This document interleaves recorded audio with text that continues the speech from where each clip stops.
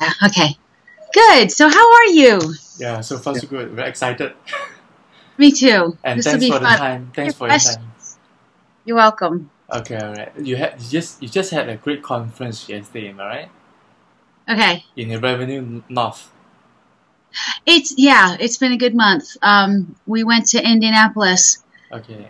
last week, Alright. and it was great. Met a lot of great people. Wow. Had a conference, had a workshop that people actually come to see us speak. It's they pay to come to see us speak and to learn, which is kind of fun because you know, you can share with your friends, That's right. but then when other people believe that you have something of value Okay.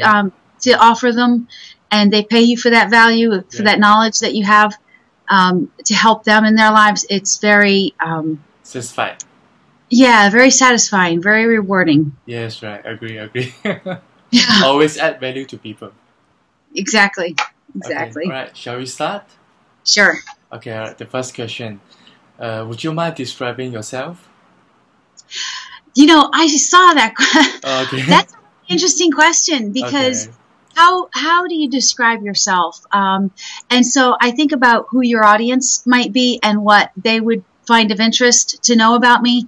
I am going to be 50 this year. Okay. On April 12th will be my 50th birthday. Alright. And so I feel very young. I'm Alright. young. I know people tell me I don't look 50. I don't feel 50 most days. Some days, absolutely. Okay. But in that time, I have learned that the hopes and dreams of youth are replaced over the years with things that seem more practical. Alright. Things that I think sometimes people reach a certain age and they think, they start believing they can't do things. I'm getting too old to do this, or I haven't gone through enough schooling to do that thing. And I really have discovered that the people who as they age don't lose their dreams, even if they modify them with some practicality, are the people who seem to be happiest as they age and don't mind getting older and don't mind when things don't work out like they might have worked out or like they hoped that they worked out, because you learn to see the good things that have come to be. 10 years ago, I had no idea. I had hoped for the opportunity to do something like I'm doing now, although it didn't look quite like this.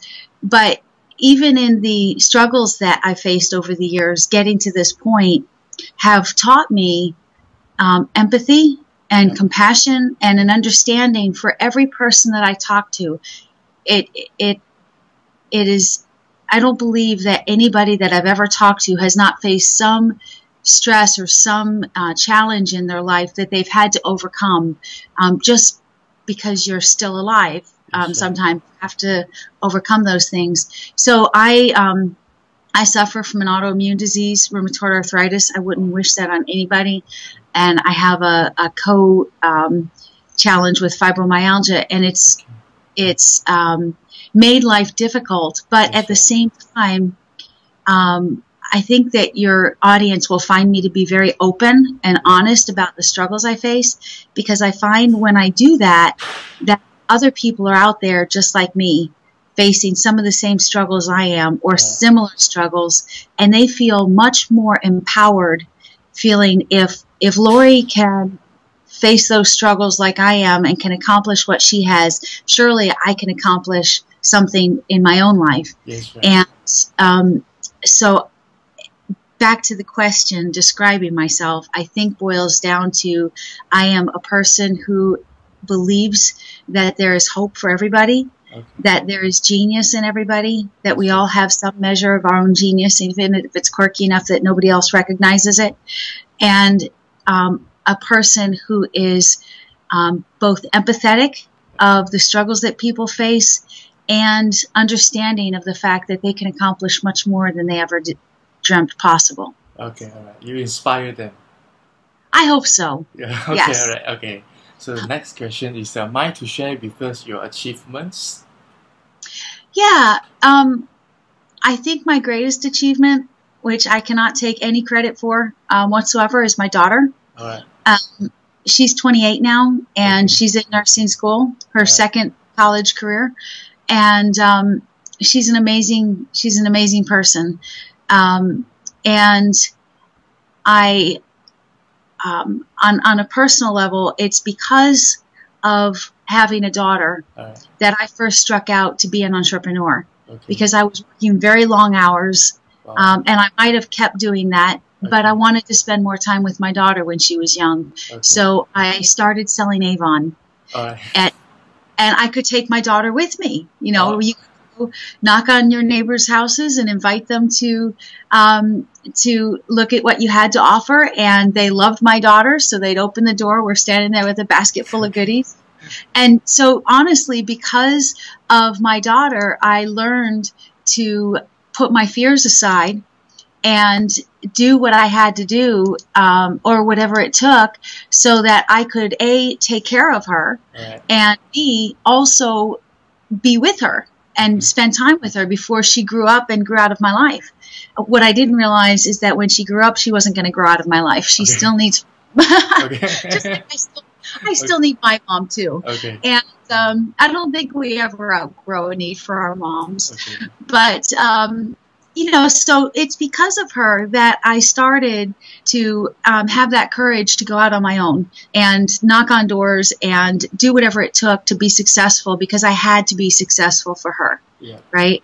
And so it's because of my daughter that I was later nominated as the Small Business Person of the Year in Wow. my Okay. community.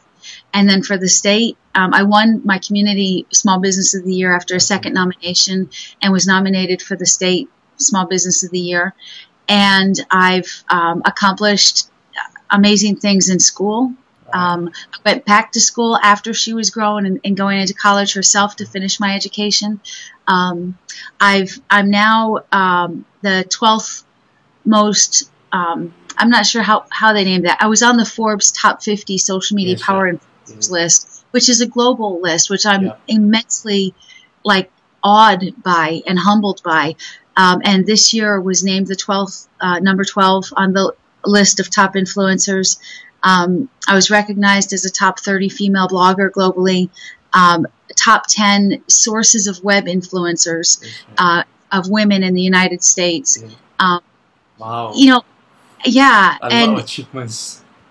A lot. you know, and what's really cool is every now and then I go out and Google myself. Okay. You know, I think you should on a regular basis anyway, to find surprising things, whether they're good or bad, but particularly the good ones. I mean, some of these things I found out about by accident, because I happened to be Googling myself one day, or a Google alert came in and I said, what?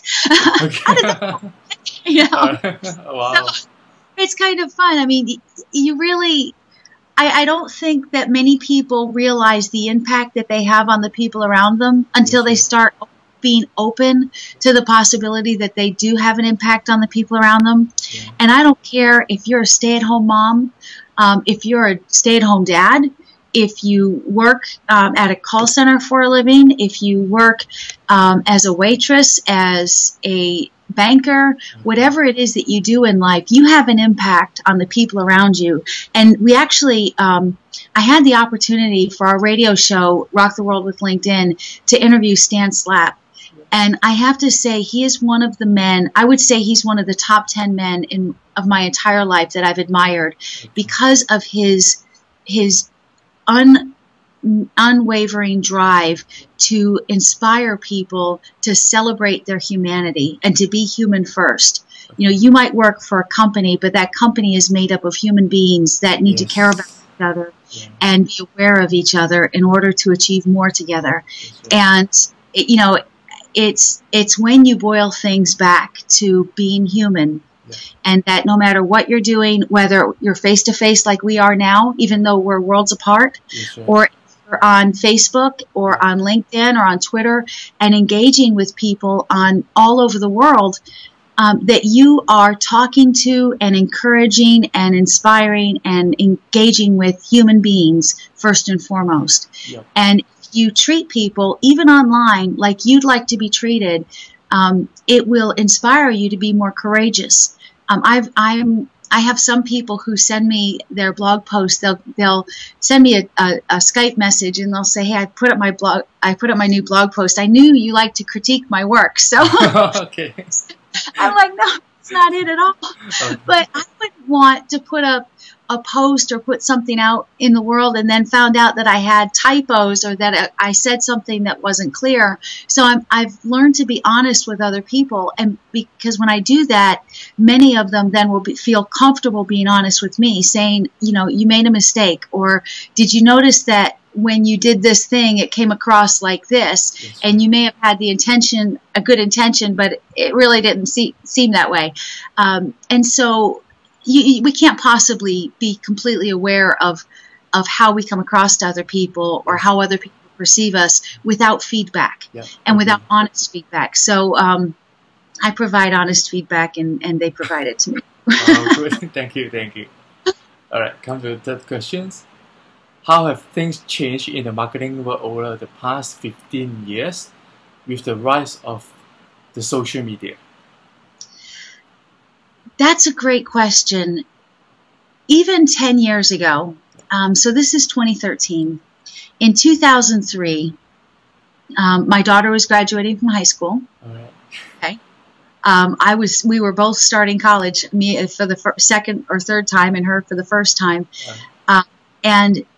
And there were things that were going on, like America Online and CompuServe and the rise of personal email, opposed to just a company intranet and company messaging and passing messages back and forth by paper. I remember being in an office when if you wanted to, you know, tell your boss about something, you filled out a piece of paper, a memorandum, and you sent it to them, and somebody took it and delivered it to them. Now we can message people. I mean, here you and I are on, what, Skype, 30 years apart, right? Yes, right. The opposite sides of the world, and the messages that it took for you and I to communicate were instant. And, you know, I was coaching somebody this week. He has a big important thing coming up, and he wanted his LinkedIn profile and his social media to look great because he knows he's going to get a lot of exposure next week. Wow. And so I was coaching him and helping him polish his presence and get prepared for that and get prepared to respond and receive that recognition. And he and I were 4 hours apart. Okay. Wow. And so the sun was still shining for me when, you know, it had set for him. And it was instantaneous though. And so here we were on Skype and on the telephone and emailing back and forth on each one of those calls, passing a message back and forth. I'd work on the document a little bit and send it to him, and he'd send it back to me, and we were talking all real time. Yes, right. Instant. Right. Yeah. And 15 years ago, you know, you could send an email and tell somebody, hey, I sent you an email. Let me know when you got it.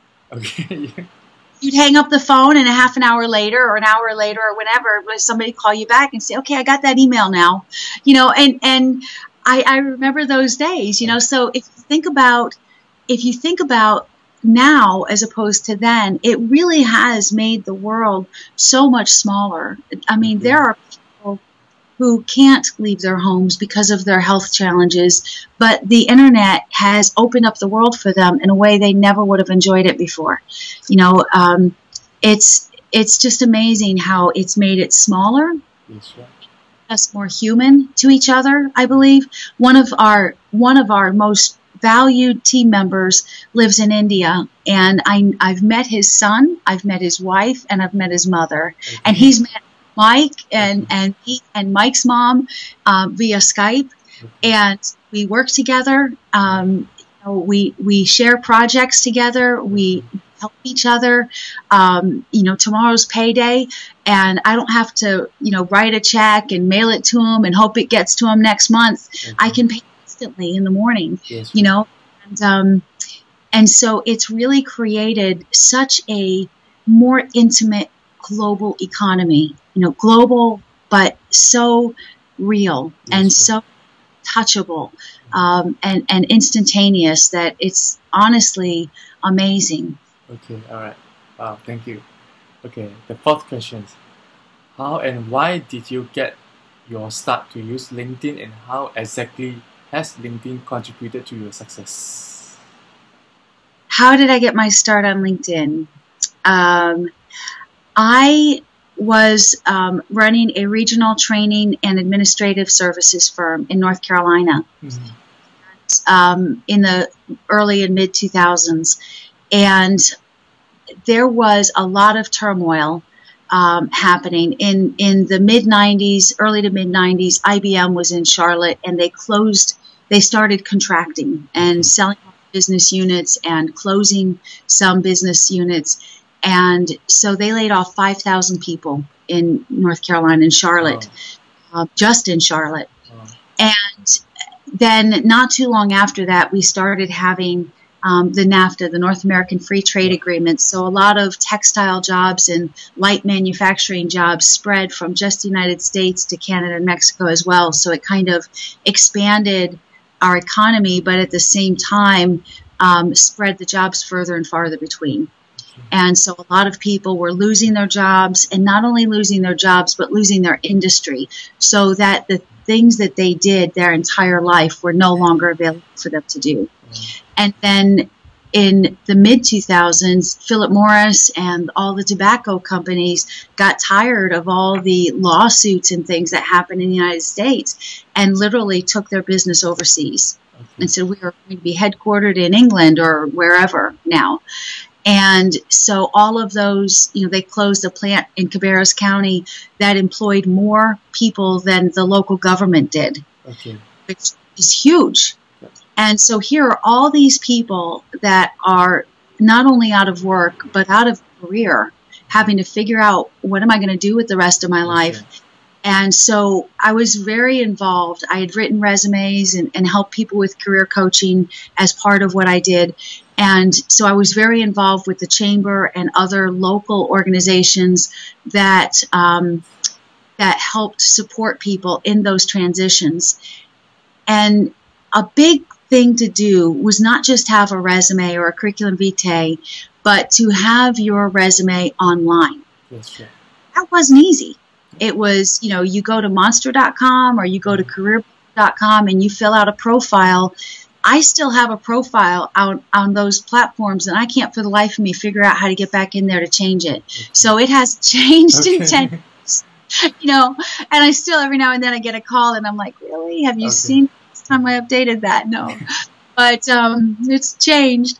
But it was hard. I mean, I finally found somebody who could convert a Microsoft Word document to a PDF to be placed online, and they started posting pages for people to be able to put their resume. And that was the best we could do at the time, unless you had money to create your own website. So when LinkedIn came along, it was mind-blowing for me when I got on there and I saw the professional experience, the summary that wasn't just an objective, but literally could act as a cover letter, the opportunity to log out and log back in again and have instant access and easy access to updating your professional profile and your professional work experience and keep it updated and dynamic. It blew me away. I was floored. I was stunned. And it was mind-boggling. And I immediately got on and I tested it and I put my own resume on there. I sent it out to friends and I said, what do you think of this? How does this look? How does this come across to you? And I spent 5 or 6 days literally building my LinkedIn profile from people I trusted. And so before I ever invited the first person to join me on LinkedIn, my LinkedIn profile was buff. I mean, it was complete. It looked good. It was still read like a resume. I didn't understand the power of it for networking yet, but it has changed the world in a way that even Facebook couldn't do. Agreed. when I was in college before it was available to the public. And my sister was also getting her advanced degree in nursing. And so we would Facebook each other. We talk. Okay. We talked more when we were in college than we did since, I think. But with LinkedIn, I could represent myself and all of the people. I mean, we work with hundreds of people. In that first 6 months I was on LinkedIn, I wrote over 300 LinkedIn profiles. A lot of them, people, I had already done their resumes for them, and I just helped them get it onto LinkedIn. Okay. And I should have connected with them all, but I didn't realize at the time the power of connecting with people on LinkedIn. Okay. But if you, I had like 185 connections when I started realizing.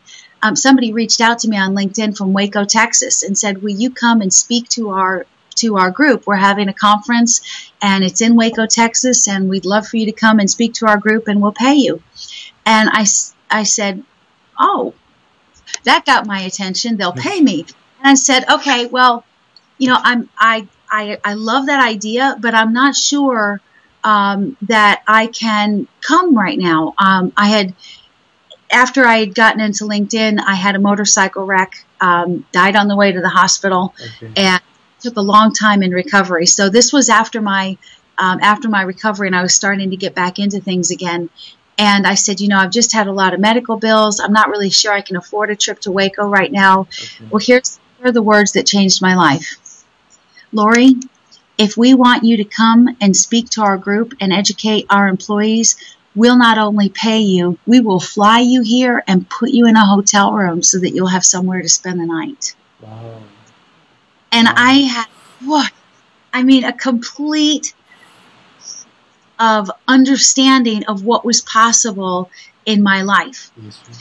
And I had always wanted to travel more, but I was always working. And all of a sudden, this whole new world that I had no idea existed opened up to me to be able to travel, get paid for it, and make new friends while I was doing it. Okay. And what has LinkedIn done for me? It has taken me out of my shell. LinkedIn has made me a globally recognized expert in my field, which just happens to be LinkedIn. Yes, yeah.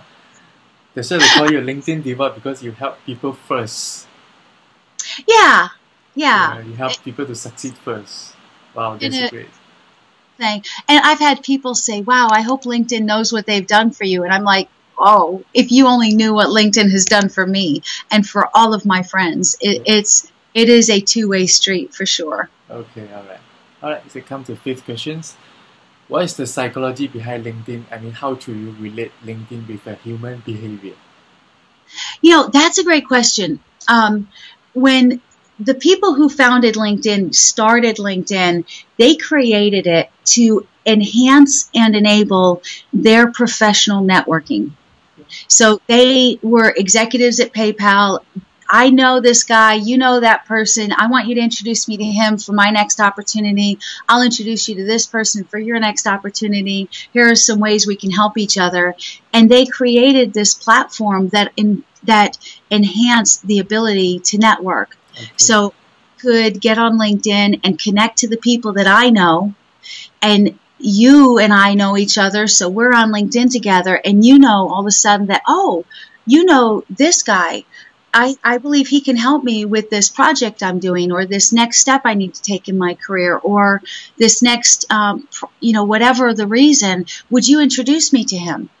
And I could say, "Yes, here, here's this person here. Let me put you guys together." Yes, yeah. And really the core and the basis for the creation of LinkedIn and what its intended purpose was to enable professional networking, enable it, enhance it, empower it.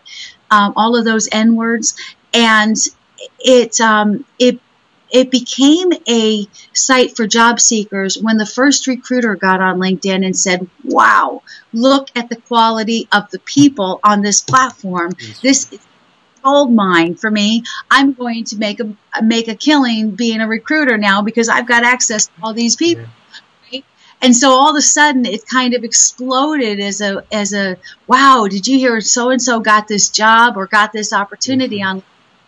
But the opportunity kind of got buried under the word job because at the same time, or not too long into it, the global economy crashed, and so everybody is looking for work and for what your role is, whether you're an executive in the ivory tower or mailroom working in the basement.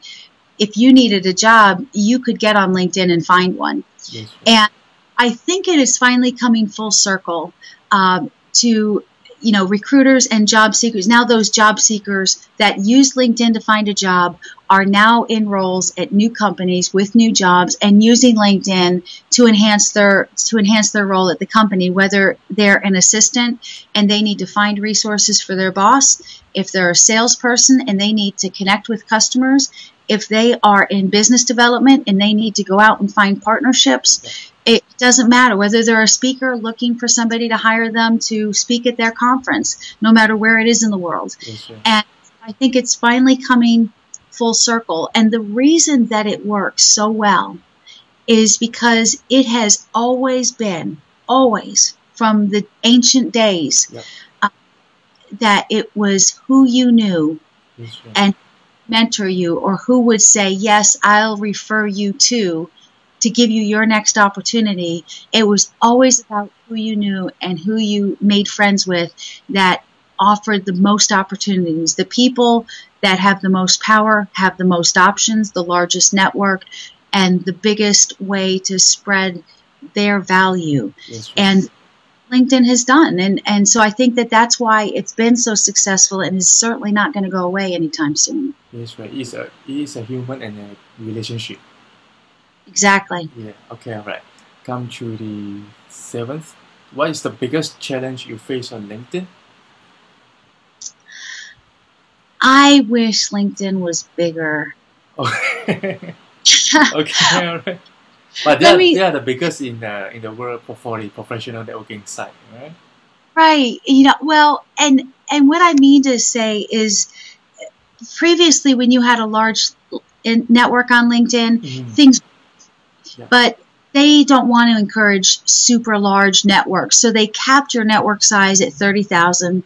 And now when you get over 8,500 or 10,000 direct connections, things start not working anymore and breaking down. And I want to say I land on your profile and I want to share it with somebody. I can't do it on LinkedIn anymore unless I, grab your LinkedIn URL and post it as a status update or in a message to somebody if I happen to find them in a group or from my contact list. I have to have workarounds to be able to make things work the way they should, because LinkedIn does not want to encourage large networks. They've changed their timeout options. If I go on LinkedIn and click send a message and add more people to that message, I can't. It just doesn't, it times out. It won't load my network.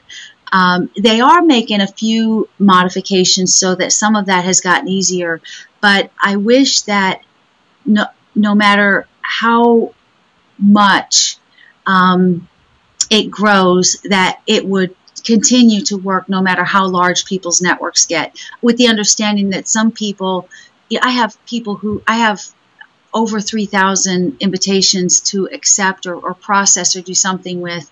I've gotten more than 50,000 invitations. I've had to deny or ignore, I send a message to people. I don't just ignore them. I hate that ignore button. I wish I could, but I'll send them a message and say, I'm sorry, I can't accept your invitation to connect. My network is full, but here's how you can connect with me. Follow our company page or follow me on Twitter, wherever people can find me. And then I archive the message, but there's still, I get a couple hundred requests to join networks a week. And I can't keep up with it. So, the challenges that I face are just because of my stature and my exposure. I can't do all the things I'd like to do with it. And there are things I would like to do, like I'd like to be a LinkedIn influencer, if you will, and articles for LinkedIn. But they don't see my value for some reason. I can't figure that one out. I've applied to be an influencer. And I have some clients that I work with some huge speakers, that are phenomenal people that are not influencers on LinkedIn. And it's like, well, who is it that's deciding who should be an influencer and who should have a follow button on their profile? On Facebook, I'm maxed out at 5,000 friends, but people can follow me or subscribe to my feed on Facebook and still see what's going on, even though I can't message them directly. So I wish that LinkedIn was a little bit more open about allowing people to let people follow them, even if they didn't. I want the opportunity to turn that on for myself. Okay. And my fans want the opportunity to be able to follow me, even if. That's right. Same goes to me. I would like to follow you on LinkedIn as well. I would probably have about 12,000 connections if I connected to everybody I've actually met over the years, which sounds like a big number, but when you are constantly out in the public eye, you're constantly traveling, meeting people. When I got on LinkedIn, I had 6,500 people in my Outlook database, my Outlook contacts of people over the previous 10 years that I had done business with. I had met them at conferences, at seminars. I had trained their teams. They were in a class that I held.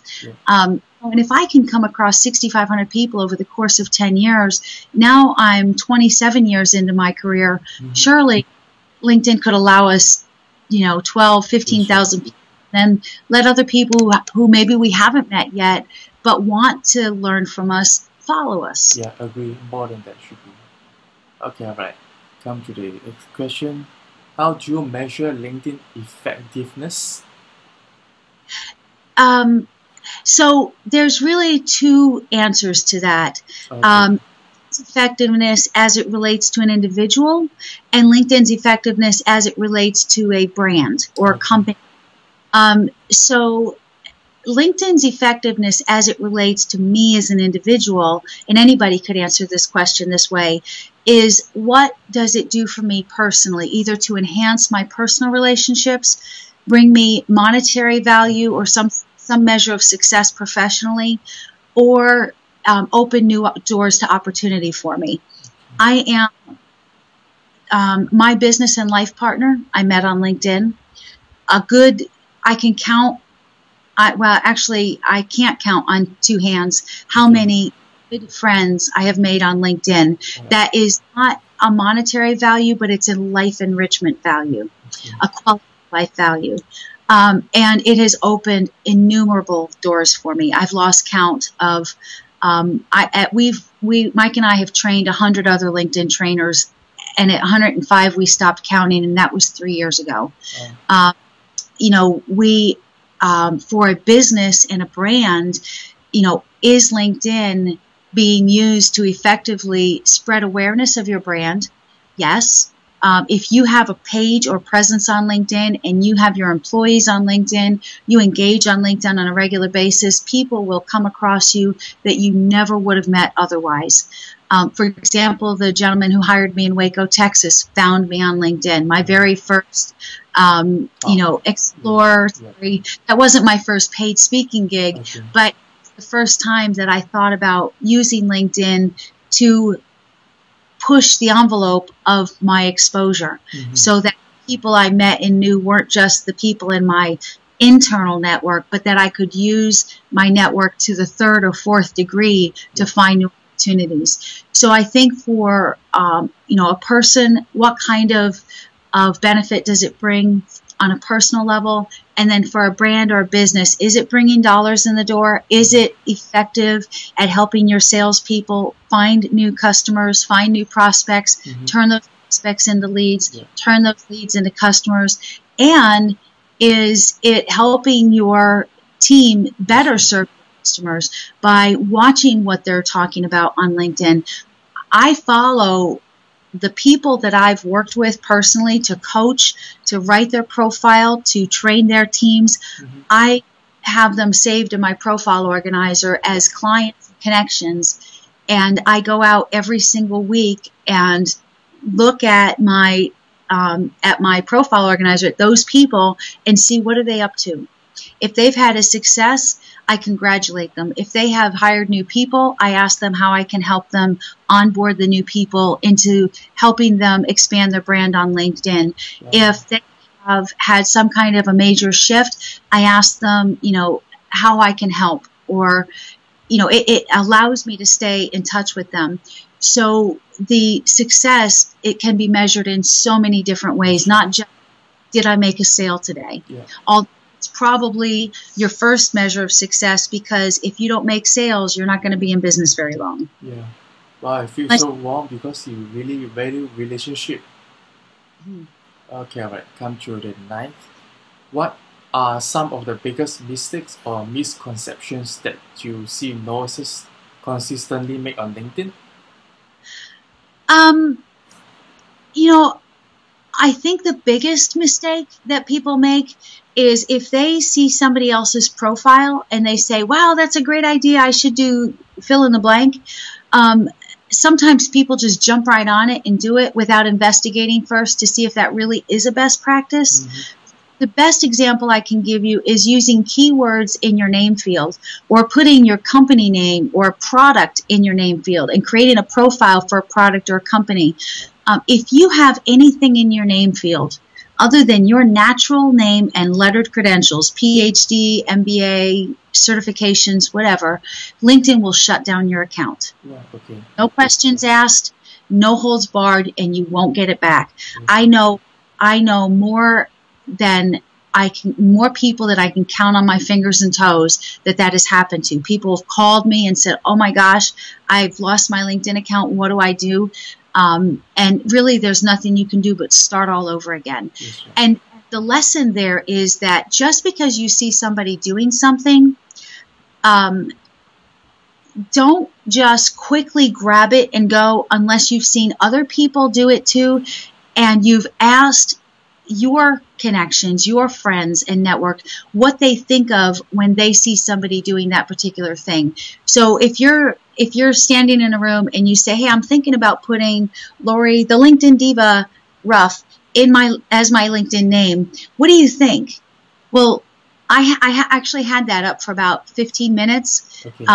Went to a class that morning and I asked people what they thought, and they said, well, that looks kind of spammy. Okay.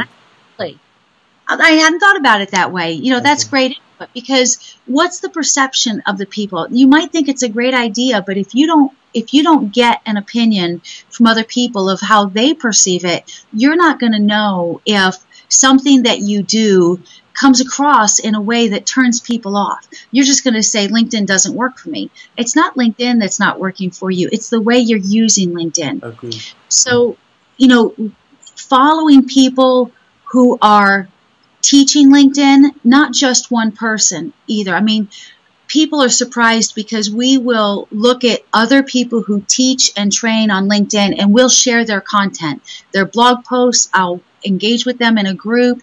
We'll talk about best practices, because I want people to understand these people are getting it right. There are LinkedIn trainers out there and social media experts and SEO optimizers that are saying, put your keywords in your name field. That's bad. Yep. And if you ask more than one person, you're likely going to get, no, don't do that. Yep. So unless you are confident, finding people who are doing it right and doing it well, look at the people you respect and admire that are also successful, and see what they're doing on LinkedIn and social media. What are the things that they're doing that you can borrow for yourself? What phrases and words are they using, and how are they portraying themselves? How are they engaging in groups? What kinds of things are they putting in their status update? A lot of people wonder, what should I talk about? And this is really another misconception or mistake that people make, is only talking about themselves, because that's all they know, right? So the perception from other people, though, is all you do is talk about yourself. When I want to know more about you, I'll come and read your stuff. If you don't start sharing things outside of yourself of value, even if it's from a competitor, other people will not continue to turn to you for information. Right. So I think if people kind of put aside, when you talk to your best friend, what do you talk about? You might share some of what's going on in your own life, but you also share gossip.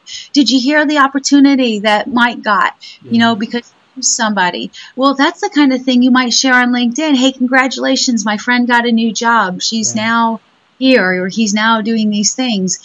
Congratulations, my friend just wrote a new book. Or wow, I've been following this blogger, and here's a great article they just put out that I think my friends will appreciate. And so not just sharing it and saying great blog post, but why is it a great blog post? Why do you think it's relevant to yourself? Because if you think it's relevant to you and you state, this is why I like this blog post or what I loved about it, then other people are going to think about it from their frame of reference too, and you're going to open people's minds. You're going to be somebody who's followed and somebody who gains influence because you're providing not just, passing the note in class, but you're somebody who's providing value on top of that. Yeah, agree. Okay, right. Next question is, a lot of business owners say they are too busy for LinkedIn. How do you find the time and, more importantly, manage it to stay active with LinkedIn? This is the biggest excuse for some of the small and medium enterprises. Yeah. There's one more thing to do. Are you kidding me? Well, like I said before, when I first got on LinkedIn, I spent about a week really polishing my profile and making sure it looked good. I understood the importance of that. Yeah. And when you first get on LinkedIn, if you spend a little bit of time building your house, so to speak, and really doing your profile up well and addressing it to, if you imagine that the perfect client, the perfect employer, the person that you most want to meet in the world, if you know their name or if you don't, clearly speak to that person, what value you bring to them and what you hope to receive from them in return, then your profile will speak to other people. If you spend that investment of time up front to get that right, then you can set up a daily routine for LinkedIn literally for 10 or 15 minutes, once, twice, or 3 times a day, depending on your role. Most people, 10 minutes in the morning, 5 minutes in the afternoon. Look at your homepage, like and comment on updates of people in your network.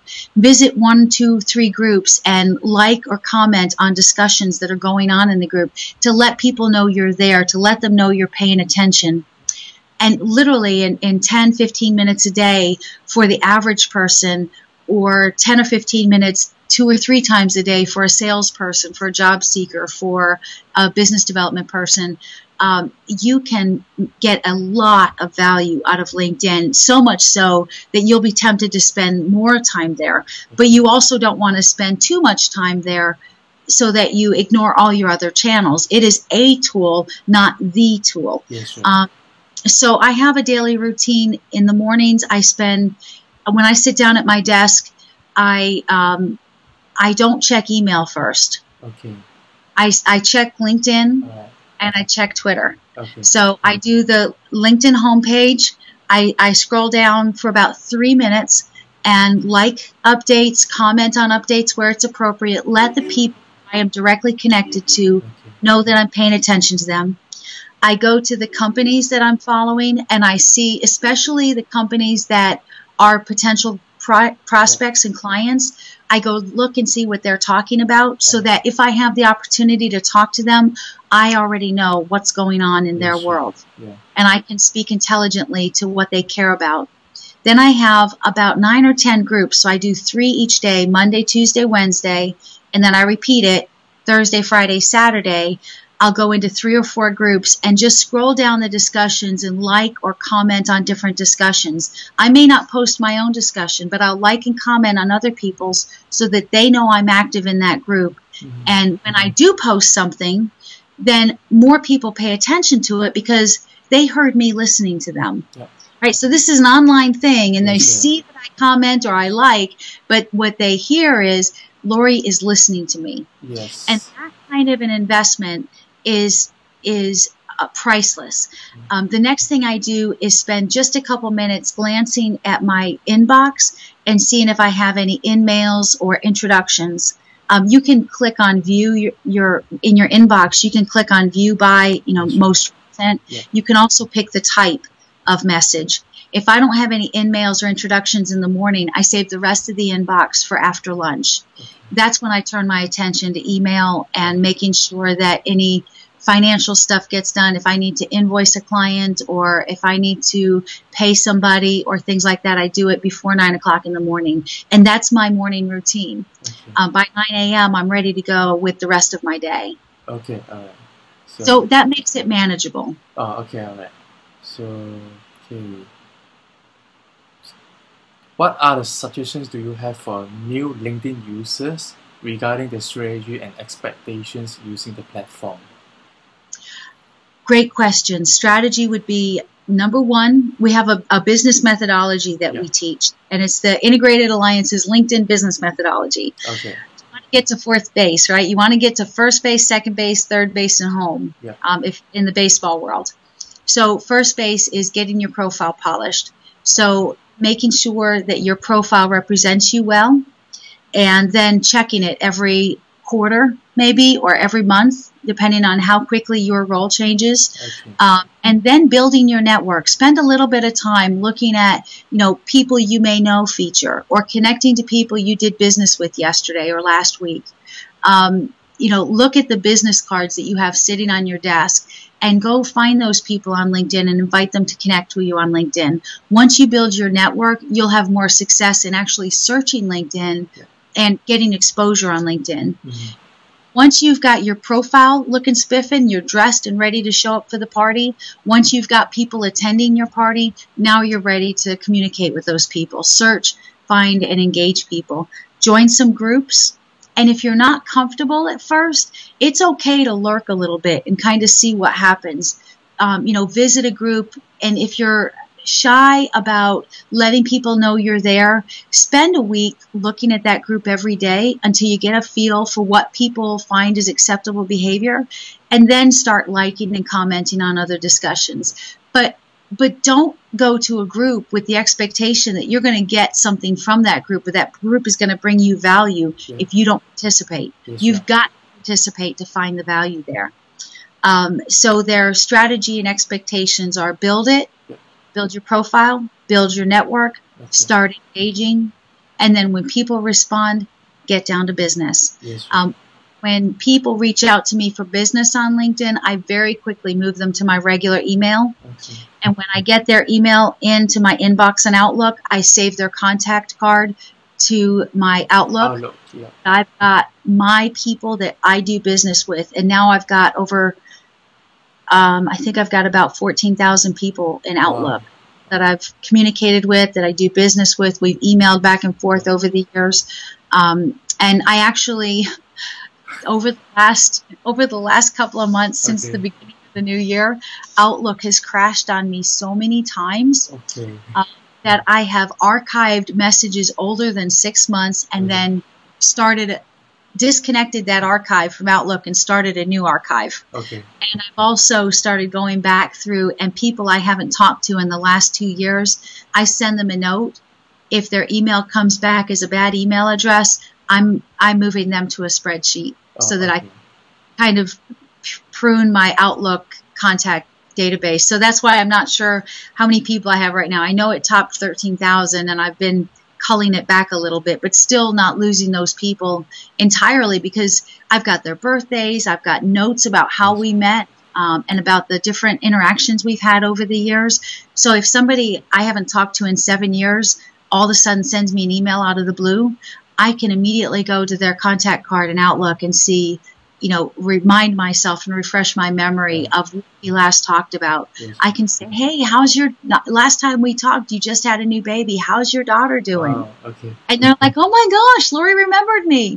And I say, oh my gosh, Lori didn't remember me. Lori remembered to keep track of you and what we were talking about on LinkedIn. So using the technology tools to enhance your relationships. All right. Thank you. What do you think the future of the LinkedIn? LinkedIn, when you look at the company now, now that they've gone public, there's a growing amount of talk about big data. And I think that some people are afraid to talk about big data because it seems like Big Brother, or, like it's too much power for any one person. a great example would be the skills and expertise feature, where people are saying, why are all these people endorsing me for skills and expertise that they don't even know me? Well, A, you cannot endorse somebody's skills until you are directly connected to them. Yes. So you don't know somebody that is endorsing you for a skill or expertise, you connected with them, get over it. B, LinkedIn is putting that big blue obnoxious box in front of your face every time you land on the profile of somebody you're connected to, because they want you to endorse their skills or experience, either the one that they have the most experience with, or if you share a skill or experience, expertise, they'll ask you if that person has this. So if I land on your profile, we're connected, and we have radio host, both of us have that on our profiles, it won't throw up your most popular skills to me. It'll throw up that skill to me and say, does your connection have these skills? Does Kent have this skill as a radio interviewer? And I'll say yes or no, or I'll close the box. So getting annoyed or confused about people endorsing you for skills when you're also being asked to endorse their skills just means that you're not paying attention to what's going on. So clue in, pay attention. LinkedIn is pushing that. And what's happened literally in just a few months' time, they have amassed over 1 billion endorsements, not recommendations, endorsements of skills and expertise, because that is what they can sell. The specialties area under the summary is gone, replaced by the skills and expertise, which are keywords, which are now ubiquitous across everybody's profile. We all use the same words now instead of guessing what other people call it. And just about the time that the news came out that they had 1 billion endorsements amassed on LinkedIn, they also announced an enhancement to the job search feature and recruiter platform. Guess what those enhancements entail? They are directly connected to the skills and expertise section of your profile. And so the more endorsements you have and the more consistent endorsements you have for what you talk about in your profile, the higher you're going to show up on a search result for a recruiter who's looking for somebody just like you. And you're going to be able to find jobs that utilize the skills and the endorsed skills that you have on your profile. So if I go look for a job now on LinkedIn, I don't know if you've paid attention to this, but on your LinkedIn profile, on your homepage, it says jobs you may be interested in. It used to throw up all kinds of jobs with similar titles. I've noticed over the last 3 months, the jobs that it's introducing me to, that it's saying I might be interested in, are getting much more clearly defined and aligning with the skills and expertise that I have on my profile. Wow. Much more social media strategist, social media manager, media information services, the things that align with the skills that are on my profile. And if people start paying attention to the jobs that they're being recommended to go look at, they're going to find when they compare notes side by side, here are the skills I list on my profile, here are the skills they're looking for in this job. Much tighter recommendations now and tie together on that. So I think that the future of LinkedIn is big data, and an exciting future that I see also, because Mike and I are very passionate about helping salespeople use LinkedIn to empower relationships that result in business. I believe that LinkedIn is working on strategies and tools for sales professionals to enhance social selling opportunities. They haven't come out with that yet, but if you watch what they're doing, they're really starting to push the Sales Navigator and starting to have classes and trainings on sales for LinkedIn. And people could say that we're competitors because we teach salespeople how to use LinkedIn, and so do they. They teach you how to use the tool. We teach salespeople how to use the tool strategically. Okay, right. I understand. Yep. What's next for you? Your new books. I just had a book come out in March, early March, called Breaking Free. I wrote a chapter in the book, Contributory Factor. a chapter, but it was on becoming a passionate social influencer. Okay. That's a topic of which I am passionate about, to coin a phrase. I believe that people can have influence in their world, no matter how small or how large that world is. And if you can use your passion and to influence other people and influence positive change in the world, I believe you live a much more fulfilling life. Mm-hmm. And so my mantra is to inspire women and men to be courageous, to stand up for what they believe in, and to use their influence and the passion, the things that they're passionate about, to be more influential in their own world. Okay. And so what's next for me is moving from just talking about the business of business social media and business social networking to talking about the human side of the equation and what everybody can do to lead a more fulfilling life by having the courage to stand up for what they believe in. Wow. Can we order your book on Amazon.com now? Yeah, it's Yeah. this one is called Breaking Free. Okay, all right. Overcoming Self-Sabotage, and I'm chapter 17, I think. Yeah, here it is.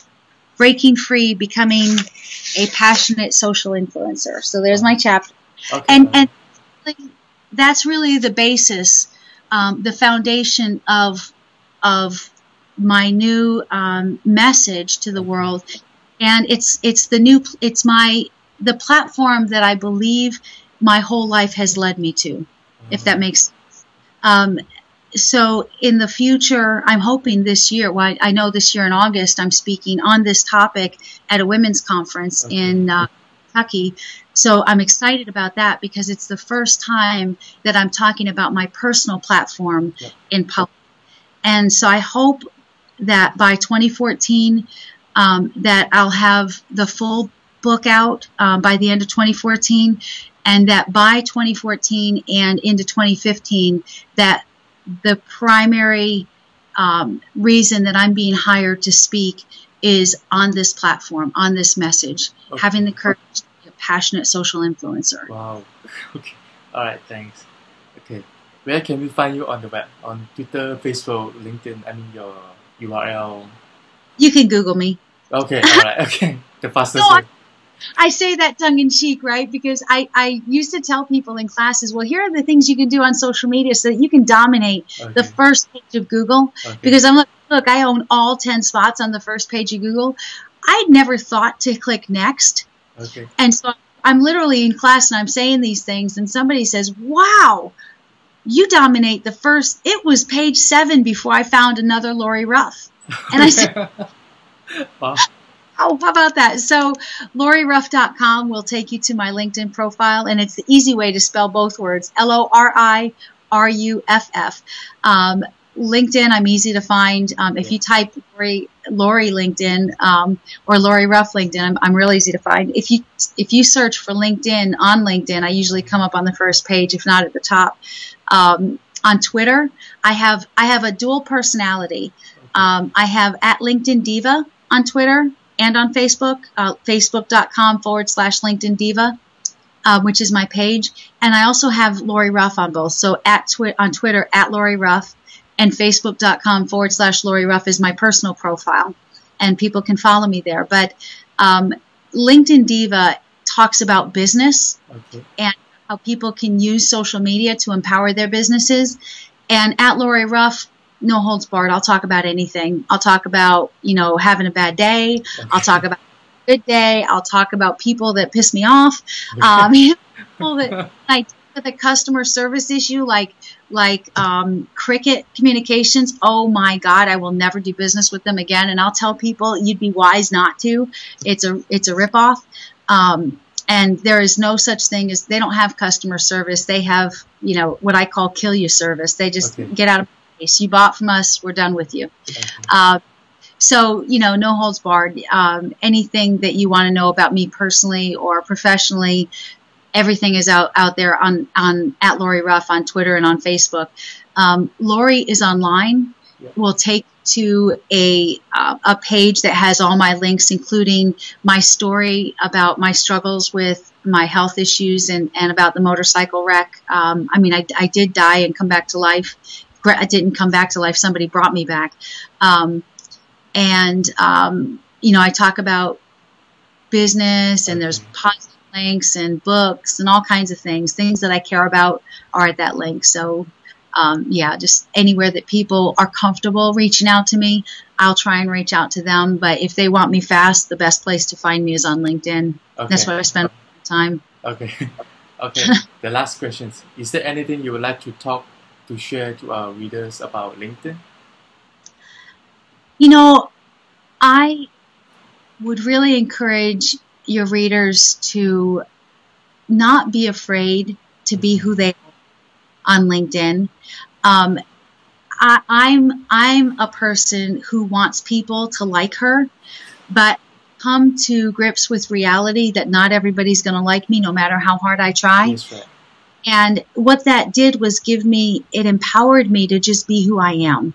Okay. Whether I make a mistake, whether somebody doesn't like me calling myself the LinkedIn Diva, which I didn't call myself first, a fan bestowed me with that honor, and I felt I could back it up, so I claimed it. But, you know, there are people who look at my profile and say, oh, this woman's full of herself. You know, I'm not going to do business with her. And I know this for a fact because every now and then they'll send me a message and tell me that. Wow. But there are other people who say, I can't wait to meet you. You know, so being yourself allows people to either love you or hate you. Yes. But if they love you, they will reach out to you and do business with you. If people just like you, okay, that's nice. But they don't think of you when they need somebody like you. Yes, if they you're the first person they think of. There are over 200 million people on LinkedIn. If you can't find 5 that like you, you've got an entirely different problem, right? Yes, so right. To be yourself and to talk about your hopes and dreams and have the courage to just be authentic. Okay, all right. That's all the questions. Thanks for your time. Because I not only learned LinkedIn, I learned how to inspire people as well. Well, there's a great lessons today. Thank you, Ken. Yeah, and then we have the new magazine called Inspire, which is on Apple Newsstand. Maybe we can, yes, to interview you again because you're already success. I would love that. So it's called Inspire on Apple Newsstand. Yes, I write Footprint magazine on the Apple Newsstand. I love the Apple Newsstand. It's really a lot of fun. But send me the link when you have this published, and I will share it. I'll start sharing the link now and sending people to you. We're creating a page on our website of resources, and we're doing it by category. So I'll put a link to your newsstand copy right on our website. So make sure and send me that information. Okay, all right. Thank you very much, lady. I am inspired by what you're doing, Kent. I really appreciate being interviewed and having this time to spend with you. Okay, all right. Thanks. Thank you very much.